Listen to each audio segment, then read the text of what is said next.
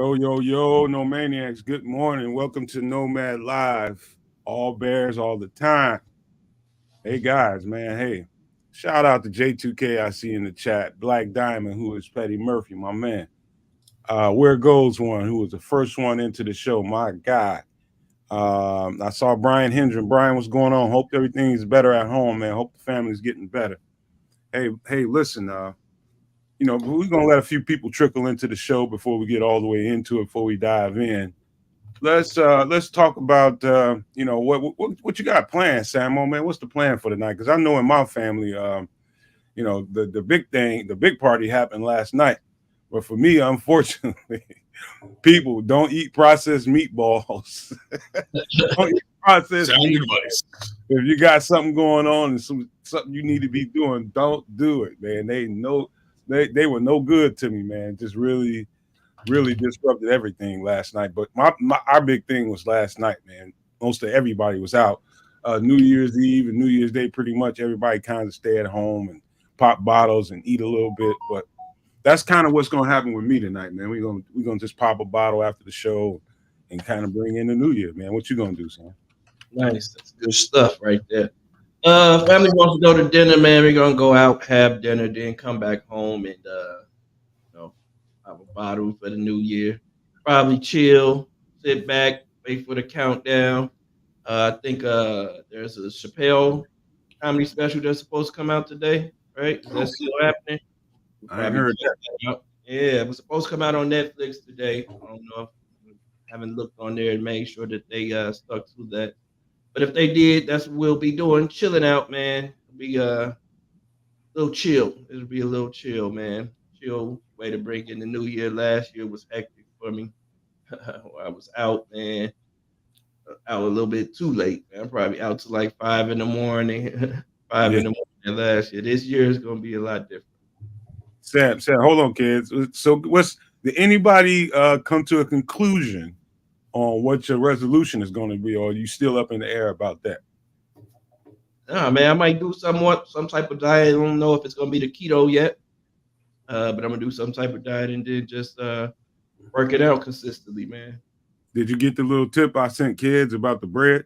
Yep. I saw the bread, the low carb bread. Absolutely going to look into that for this year. Yeah, man, it's just about being healthy, man. Health is wealth. Health is important, as you get up older. And I'm realizing that more and more every day, because that age is kicking in.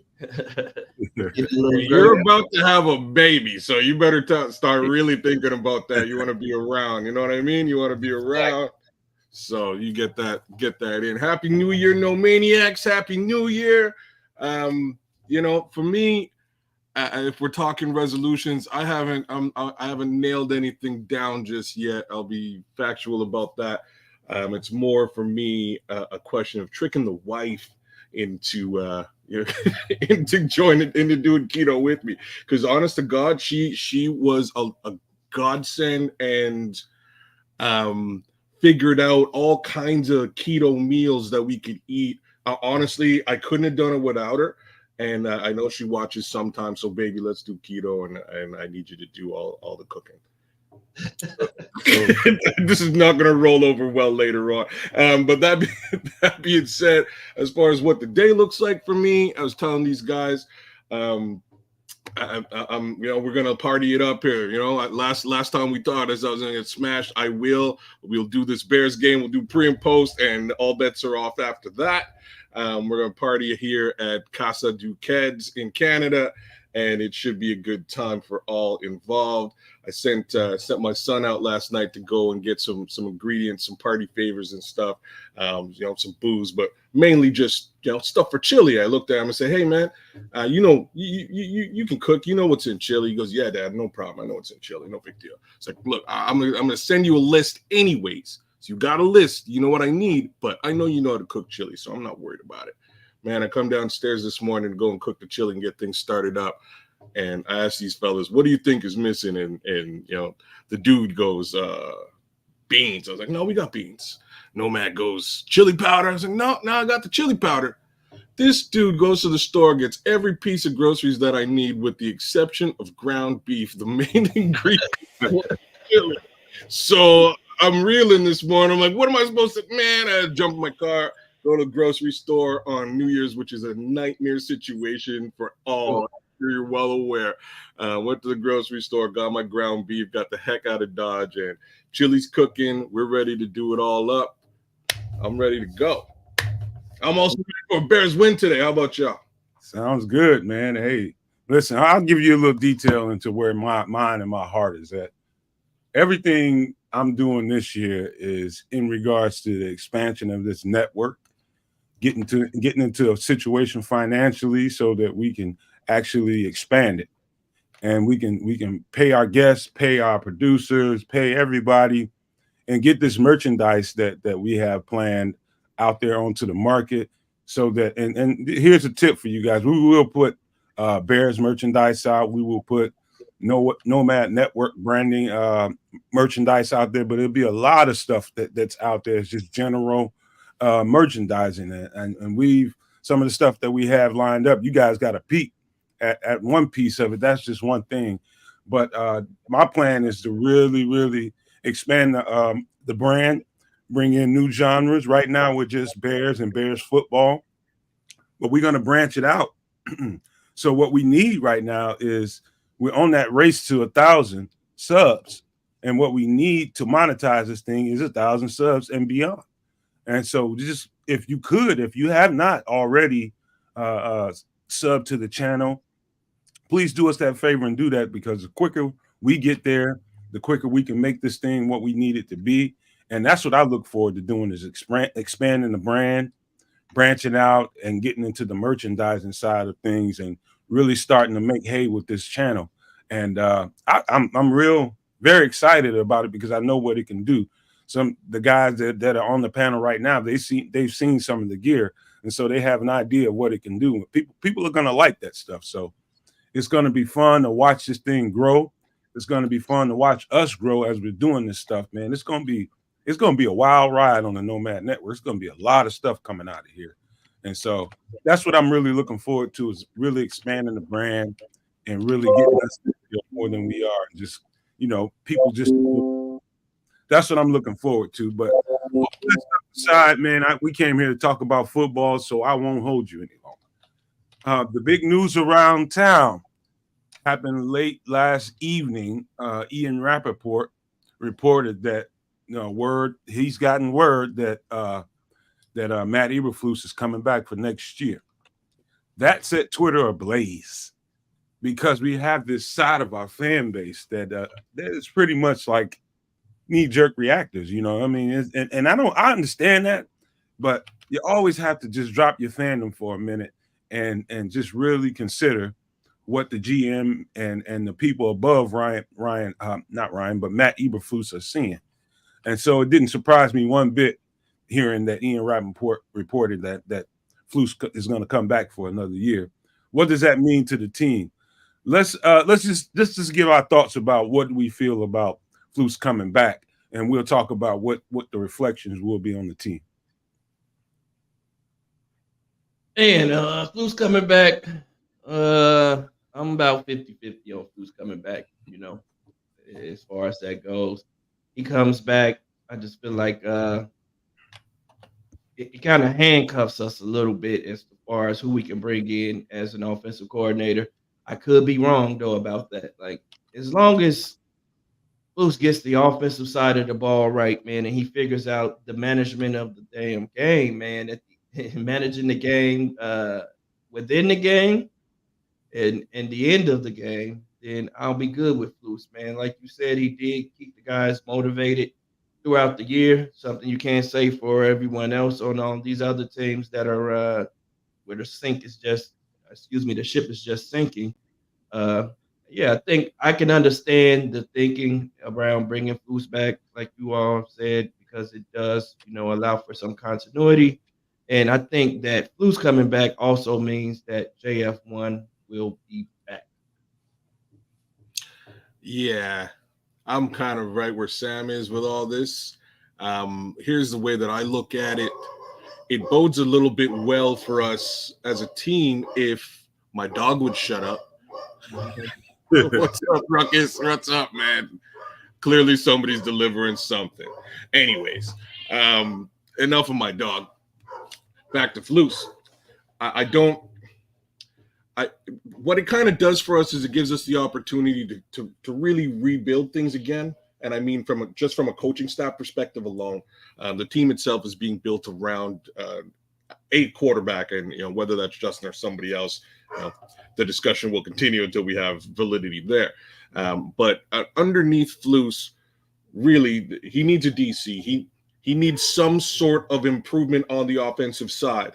He needs a running backs coach. There's a lot of moving parts here underneath this one guy who seems to be having a pretty decent relationship with the defensive side of this team. So I'm not completely out on Flus. I am going to say that I don't believe he's been an effective CEO, quote unquote, for this team.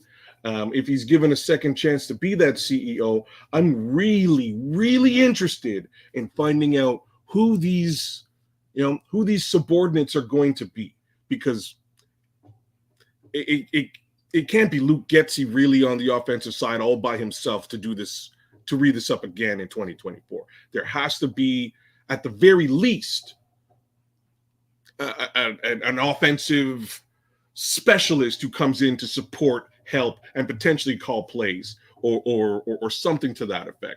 I like the addition of Phil Snow to the defensive side of the ball. I think things have picked up, and it's hard to say whether it's Phil Snow's involvement or it's the Montez Sweat factor. It could be either and or. But who are these additional heads going to be? I'm really interested to find out. Now, to also touch on the report, so to touch on it, this was a situation where where Ian Rappaport came out of nowhere and he said, "My feeling is," so this isn't necessarily a quote unquote fact, right? Like under normal pretenses, when Ian Rappaport or Adam Schefter says stuff, I'm like, okay, it's a fact. That's pretty legit. I'll knock on wood. They haven't been wrong very frequently. I have to say that when it comes to NFL stuff, those two names, for the most part, generally know what the heck is going on. Now, he's speculating here, and I just want to get that across. He says, I think my feeling is, from the conversations I've had with the folks at Hallis, they seem to be pleased with the direction of this team and Matt Eberflus's leadership in that respect. And I get it. I can see why he would say that. I think we all kind of feel the same thing because, again, we've started to win a couple of games. Defense is taking off. But I don't know if, it sounds much more like speculation than it does like I talked to Ryan Poles and he said, yeah, for sure. Okay. I have a quick question. Do you guys think that there's anything Flus can do in these last two games that could, change that trajectory? Yep. Crap the bed, absolutely. He could crap the bed and the thing could, and I think that's why I've kind of gotten used to Ian Rappaport's reporting over time. That's like his prelude to confirming something. And, the way kids just laid that out, that's been his pattern. He'll put something out there. It's my understanding or something to that nature. And then next thing you know, it's confirmed. That's his way of saying that, I'm being told that, but I'm not ready to confirm that yet. That's just basically what, reporters speak for the most part. And here's my thoughts on it. I could anybody that's against Flus, because he had me at, I can't remember what game, and I was just like, man, you know what, man, that's enough. He's done a lot of good things with this team, and when kids is talking about CEO, here's what that means to me. I mean, you have to be basically a two-faced, not two-faced like in a bad person, but you have to have a two-faced approach. You have to the team approach. From the team standpoint, I think he's been A1 keeping this team together and keeping them motivated and keeping these guys having a reason to play for something after 14-game skid. You know, you have to be really good at your job to get your team to stay tied. You have to be really damn good at that. Now, the other part of it is the administrative part of it. His choice for coaches and coordinators and all that kind of stuff has been bad, man. You know, you don't know what you don't know until you don't know it. You know, you don't know how good Lukegetsey is until you put him in position to be good or not. And so from that aspect of it, you know, Flus has a failing grade, man. He's failed us. Getsey failed us, but you know, overall, here's my thing. When you look at, I look at 3 games and 3 games only. There's a lot to look at, but in these 3 games, it told me everything that I need to know about where this team is, who they are, and where they're trending. And so I'm almost guaranteeing Ryan Poles is taking this train of thought. Look at what we did with 2 of the top 5 teams in the league. Beat the snot out of Detroit. And I've said this a few times. Twice. Let them off the hook once. Yep. I mean, just beat them up. And we beat up Cleveland and got off the gas at the end, and they got out of there in their own place. In their own place. What does that mean? That means, guys, we are closer than you think to being a contending team. We have a few pieces missing that we can get in a free agency and in the draft. But if I'm Ryan Poles and I'm looking at that in its totality, what I just described to you, the level of competition in those 3 games, you know you have something. And so what would you think if you're Ryan Poles? Just put down your fandom for a second and just be practical with your way of thinking. That man is thinking, I am not going to disrupt this. I'm going to let them keep this momentum. I'm not going to make any major changes to this roster. I'm going to leave the coaching staff for the most part intact. Now, the offensive coordinator is what you didn't hear anything about. I think if I'm Ryan Poles, I'm going to bring Flus in the office with Kevin Warren. Hey, we want to bring you back because we like what you're doing. Here's the kicker. In order to have you back, you have to agree to that we need another offensive coordinator. We can't go forward with Lukegetsey. I believe that's what's being said behind the scenes. I think Lukegetsey probably knows he's out. Flus knows he's out, and he knows it. And under the circumstances, Samo, you know, I can understand why Flus didn't fire him during the season, man, because if we were all together, me, you, and kids as coaches, and let's say you were in charge and I wasn't doing a good coaching job, but I'm your guy. And so I wouldn't want to embarrass me during the season by firing me. You're going to try to give me every advantage you can give me and give me every benefit of the doubt that you can, knowing that at the end of the year, man, I might not be able to protect you. And so to me, that's where the Bears are right now. That's the way I understand it all. Yeah, absolutely. Like we said before, these guys' wives have become friends. Their children have become friends, you know. So now there's naturally a friendship and some sort of family environment that's being cultivated within the coaching staff. So it's harder to, you know, look that guy in the eyes and say, hey, you're fired, you know, knowing that you have this family that you have to support, and this is how you support your family. So naturally, you know, we'll push that decision towards the end of the year and give you every opportunity that I can for you to, you know, right the ship. And if you don't right the ship, then, hey, at the end of the year, it might not even be my decision to make, you know. Mm-hmm. And I think that's really where it's going to come down to. I think Poles is going to have to step in and say, hey, it's either going to be both of you or him. Like, if presented with that scenario, then Luke has no choice but to say, hey, you know, it's not working out, Luke. You know, I got to get somebody else in here to do this job, do your job. So I have problems with the way you guys are framing this, right? So my simple problem is that if he's so removed from the offense that he doesn't know this guy needs to be fired, I don't know what else to say. Like, if Ryan needs to come down and be like, bro, you need to fire this homie, that's kind of a problem. That doesn't bode well for him as that CEO. I don't think it was. I think what we're saying is I think he knows what the shortcomings are. It's just Right. the brotherhood, like the players have a brotherhood. So do those coaches, man. Those they're like brothers in that place, man.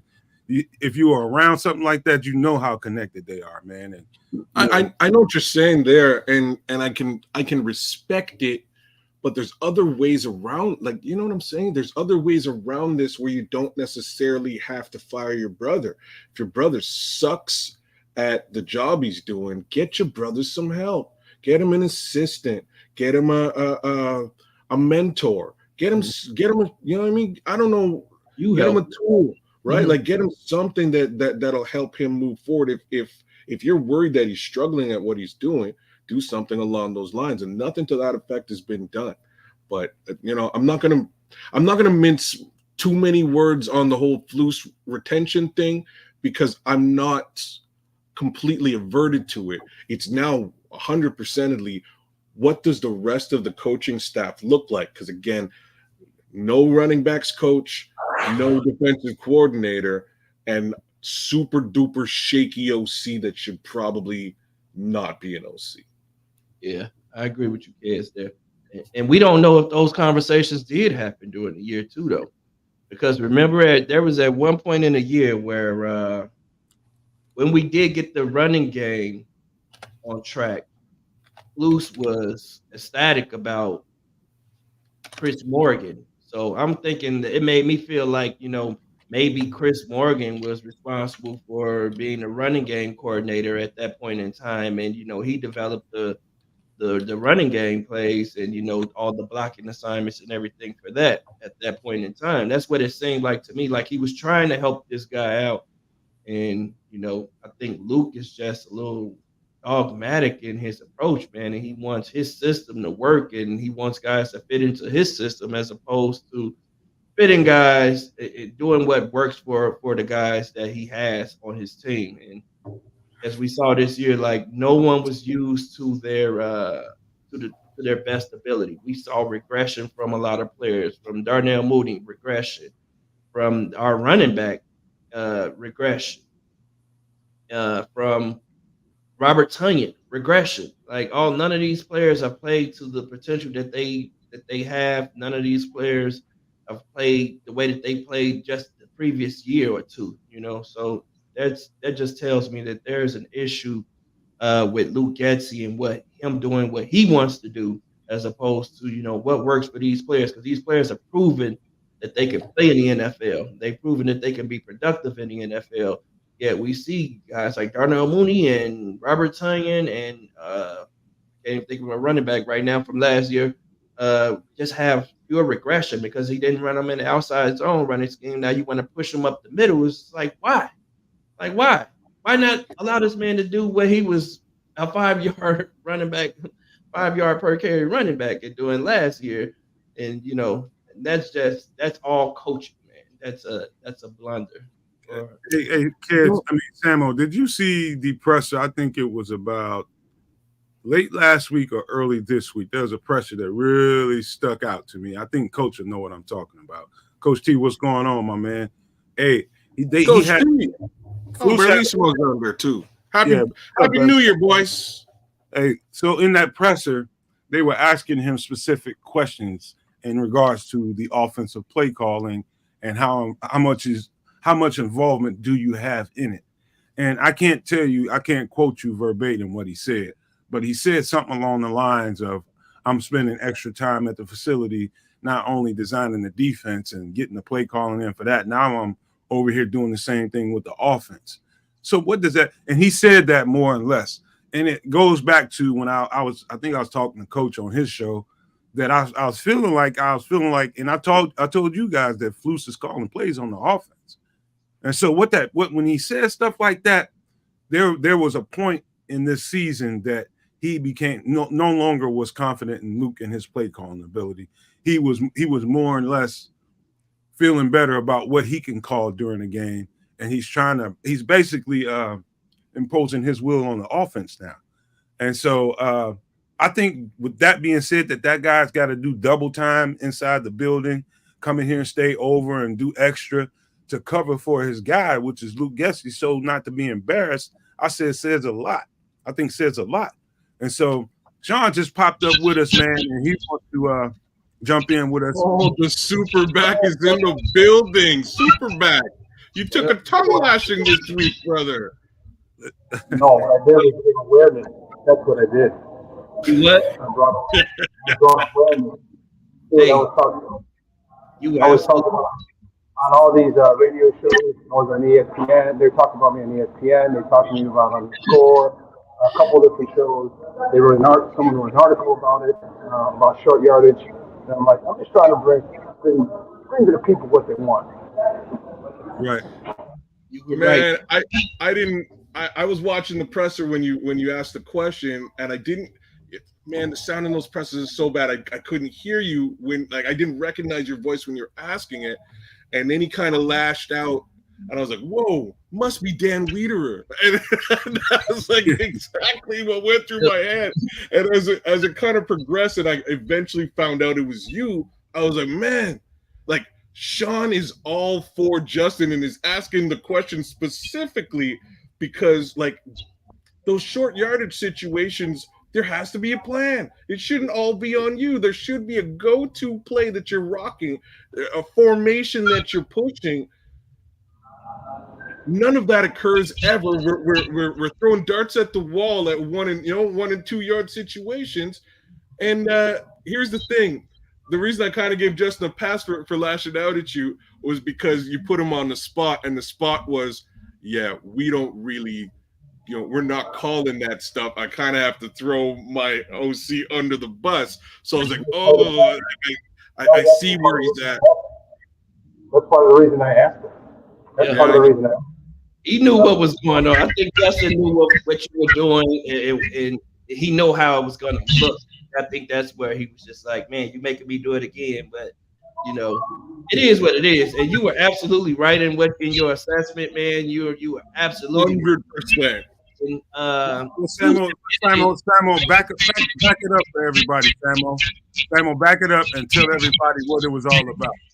So earlier, so immediately following the game, Sean's correspondent there at Soldier Field, and he asked the question to Justin Fields in regards to, the Bears getting too cute on short yardage situations and going to all these different formations, and they want to run an end around to get 1 yard and drop it back 4 yards to get 1 yard, which is just idiotic to everyone who knows football. And Sean got irritated with it, and he asked the question. He posed the question to Justin Fields: do you guys have a play in the playbook where you just get after guys, where you just enforce your will, a power play, a jumbo package? I think you were asking for. Yeah, a jumbo package where you get in 22 or personnel or something like that. Justin says to Sean, like, his head, he's like, yeah, we have it, we just didn't call it. And then he came where he said the extra was like, man, the day I get a positive question from you is the day I'm gonna be happy. And I think he just knows that. I think that was Justin saying, like, man, because he knows if the day that he gets a positive question from you, the day is the day that the offense will be up and running properly, like as it should. I think that's what Justin was saying. I'm gonna throw that bone out there.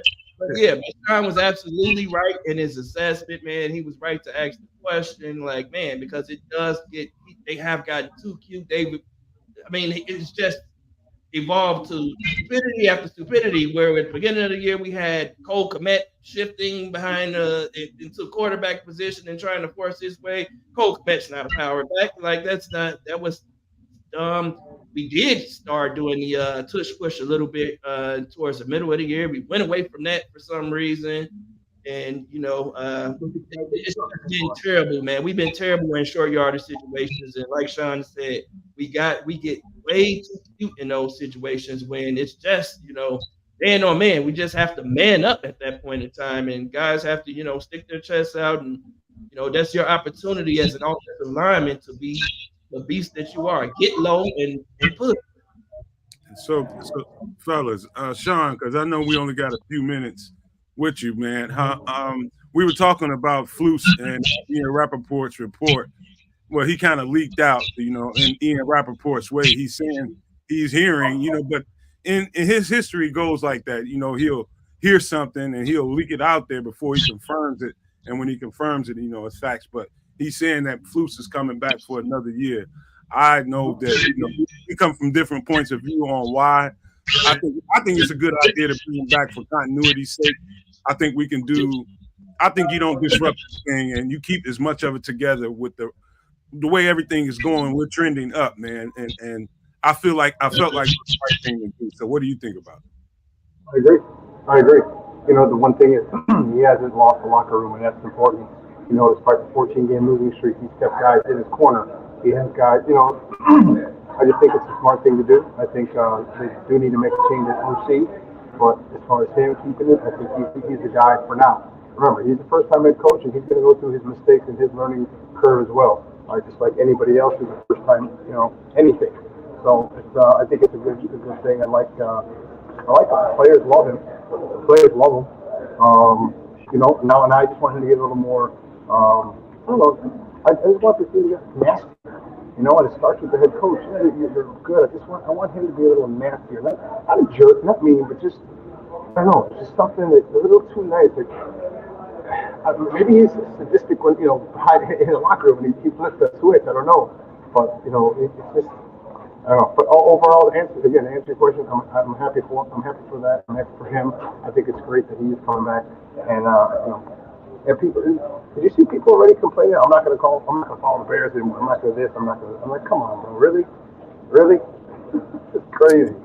I'm happy with this. Hey, Sean, you want to pan around right quick so the Bears fans can know kind of what kind of weather we're going to be playing in today? You want to pan around and show them? Yeah, so here's what it is. We're outside. I'm outside the press box.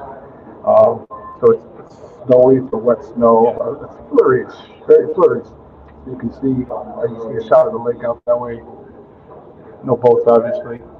No snow. They don't get it like that out in Georgia, I don't think. Yeah, no. Last time I was out there, it was beautiful in Georgia. You see that in Georgia. Just know the world just came to an end. So true. So maybe bear weather helps out today. My cousin is down in Georgia, and he said, if you get something like this, they shut it down. They shut no schools, no nothing. They don't know what to do. They don't have the infrastructure. I was part of that when I was living there, Sean, I was there. A little bit of snow turned the whole interstate system into a damn parking lot, man. That's what I heard. That's what my cousin told me. Man, dude. So, what do you think about this matchup we got with Atlanta? I'm trying to get you in here as much as I can before we get out here. We only have a few minutes left. But what do you think about this matchup and how this game is going to play out? I think we're going to have to stop John Robinson again, and I think we're going to do it. We went from 31st against the run last year to number 1 against the run this year. We're holding the team to just under 81 yards a game. So we're going to have to stop that. And then if we do, which I anticipate, then they're going to put it in the hands of the quarterback. And I'll take our secondary and our pass rush over the quarterback nowadays. That's the matchup I want. Quarterback and receivers versus our pass rush and our secondary. That's our strength. So definitely, I like the matchup a lot. Quick question for you before you bounce out. Are you doing after game reporting in the locker room? Yeah. I'll get the videos in there. I don't go live from there, but I'll get videos in there, and I send them over to my people, and they upload and stuff like that. So, can you do a brother a favor and send us a little bit if you got something that we could use? I'll talk to my people, see what we can do. So, my man, that's what I'm talking about, man. That's what I'm talking about. That's my guy, Sean Pierre, the Superback, live from the stadium, jumping in with us and giving us a lowdown about everything that's going on with him this week, the matchup today, and how he feels about Flus coming back. Like Sean said, man, it makes nothing but sense, but to run it all back. You don't want to disrupt that if you can avoid doing it. So I believe that's what he's saying, and I feel the same way. I mean, you don't disrupt it if you can avoid it. But go ahead, Sam. Sean, you got something before you get out? No, I just said I agree. I agree with keeping the continuity huge. People don't understand that, how important that is, the continuity, especially when it comes to the top. And if And like you said, I think because he's staying, I think that means that Justin Fields is going to stay too. So they kind of lock that in. Yeah, Sean. So Sean, the people, the fire everybody Justin crowd, they were in their feelings last night, man. Listen, I literally had to shut my phone down at about 3:30 last night because they were still at it. And I'm just like, you guys don't understand how the world works, man. You guys are addicted to the shit show so much that you look forward to that every year, every couple of years. You're looking for that cycle to happen again. And for once, that's not happening.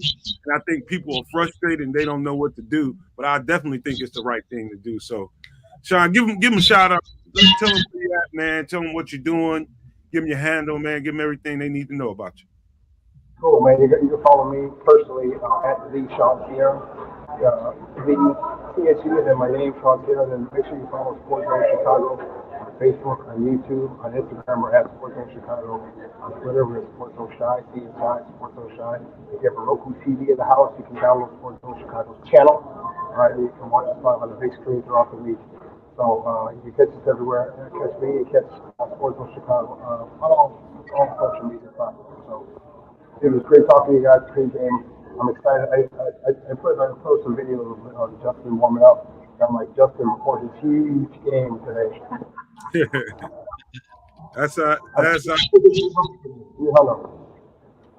That is our brother Sean Sierra, man, from Sports Zone Chicago, jumping in, giving you guys a lowdown from Hallis Hall, not Hallis Hall, but Soldier Field. And so, Sean, appreciate you so much, man. We're gonna wrap this thing up.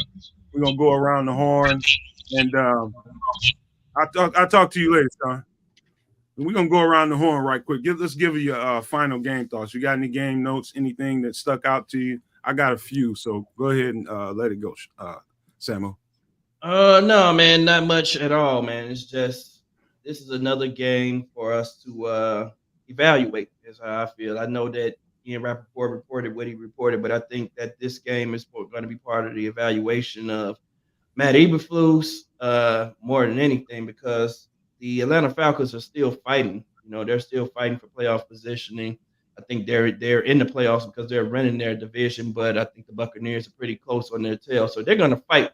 And you know, we have to be prepared for that fight. And I want to make sure that our coach is prepared for these guys that are going to be coming in here, and that we maintain our aggressiveness throughout the game, man. And just seeing that we're prepared and we maintain our aggression throughout the game. And I hope they take heed to what Sean said. I think Matt Eberflus caught wind of what Sean said earlier this week, because he did mention it in one of his press conferences that they do need to get better at the short yardage game. So, hey, hopefully we don't get too cute. We just go out here and we execute and get a win, man. All right. So let's close things out the right way. Atlanta inactives week 17. John Fitzpatrick, Joe Gaziano, Javon Gwynn, John Legue, Tommy Togaya. I think I pronounced it better this time around. Togi. Okay, fine. Logan Woodside is their backup QB, third string. He's out.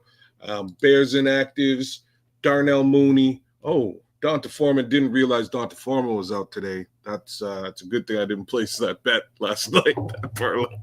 Anyways, DeMarque Gates, Nathan Peterman, Big Arm Nate, Quindell Johnson, and Jatari Carter are out today. So that's basically what the inactive situation shakes up at. I don't think it's going to be that paramount. I'll be frank. I would like to see some action from these younger wide receivers today. I'll say it. I'd like to see some stuff from Velus Jones. I'd like to see some stuff from Tyler Scott today. It'll be interesting in that respect. We'll likely also see some good, hopefully outside zone run, because Samuel's right there with me on this from Khalil Herbert, and leave that inside rush to Roschon Johnson. Atlanta's got a decent defense, but I would like to think that our defense is better. For some reason, they don't like to play Bijan Robinson they don't like to rely on him the way that I would think that they should. They also don't like to rely on Kyle Pitts, which is also very strange. So I'm kind of interested in what the offense from Atlanta is going to do today. I don't think it's very frightening by way of our defense. Our defense is paramount on the run, and between Spider-Man and Brisker, I think they can take care of those two tight ends they have. Johnny Smith is also very good too, but I think those, and like I'm kind of discounting our linebacking core there. I think they can do some damage with these two tight ends, and that leaves us with Drake London in his rookie campaign to really manage and maintain from a wide receiver perspective. And I haven't watched a lot of Atlanta football, I'll tell you the truth, but I don't see him being a major monster threat against this secondary. So I'm again going Bears win here today. I think Atlanta's in a soft division, and that's probably more reason why they're vying for playoff contention. Let's do them a favor and send them packing today. All right. Thank you, guys. We only have it's about to kick off here just a second. I'll give you a quick whiz through some quick game notes that I picked up from studying the Falcons. Here's who I think will make the difference today. Number one, the Falcons base everything off of the stretch run play on offense. If they can get the stretch run play going, everything comes and works off of that. So that wide zone stretch run, the halfback stretch run, if we could, here's going to be the key people to watch. Number one is going to be Andrew Billings in the middle, actually resetting that line of scrimmage, getting in the backfield. Why? Is because their center and the two guards are weak as water, and I think he's going to have a good game against him. And who's ever in there to spill him and play his backup, I think has a chance to make hay. The defensive line should really eat in this game, but they have a three-headed monster in Bijan Robinson, Tyler Algier, and Cordell Patterson. We have to stop them on the ground and make this team one-dimensional. And also DeMarcus Walker, look to hear his name a lot in this game because he's got to set a firm edge. Montez Sweat is going to set a firm edge. And so that would be the key, would be to keep them from getting that stretch zone play. That stretch play to the outside, forcing that back into your strengths so the interior guys can eat. That was the main takeaway for me from watching everything was for them to be able to stop these three running backs on the edges and keep the inside guys eating. So you watch that during the game, and that should be the difference between winning and losing this game. But we are about to kick off right now, and normally we'll go around the horn, but let's just get these guys out of here for this game and say Happy New Year. See you guys tonight. Before you get out of here, if you haven't liked the show, make sure you do that. If you haven't subscribed, please do that. We are trying to get to 1,000 and beyond. So before we get out of here, see you tonight at 8, guys. Before we go, I'm going to leave you with this. Love, peace, and hair grease, y'all. Peace. Happy New Year. Boom. Bears win.